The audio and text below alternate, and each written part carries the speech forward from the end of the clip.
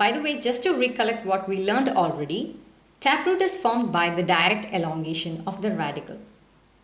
Okay, so let's move on. In some plants, taproots are modified for storage of food. These taproots that store food are of various shapes. Depending on the shape, they can be fusiform tubers, napiform tubers, conical tubers, or tuberous roots. Fusiform tuber is a swollen root tapering at both ends. Actually, fusiform means having a spindle-like shape that is wide in the middle and tapers at both ends. An example for fusiform tuber is radish. If you look closely, you can also see some thin, small lateral roots arising from the fusiform shaped taproot. In a napiform tuber, the root is globular and tapers suddenly at the base. Example, turnip. Here also you can see the thin lateral roots arising from the taproot. Beetroot is another example for napiform tuber. In conical tubers, the taproot is broad at the top and tapers towards the lower end, just like a cone. An example for conical tuber is carrot.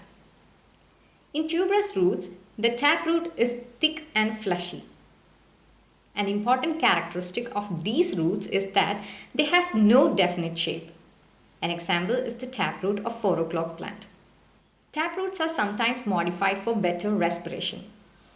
In many mangrove plants, for example Abyssinia species which grow in swampy areas, a special kind of roots, that is respiratory roots, are found.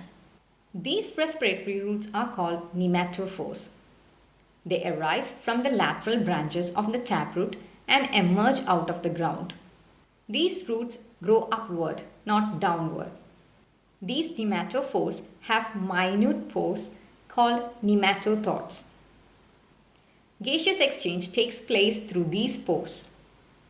Respiratory roots or nematophores are necessary for these mangrove plants because the mud where these mangroves grow is poor in oxygen. Another modification is the nodulated roots.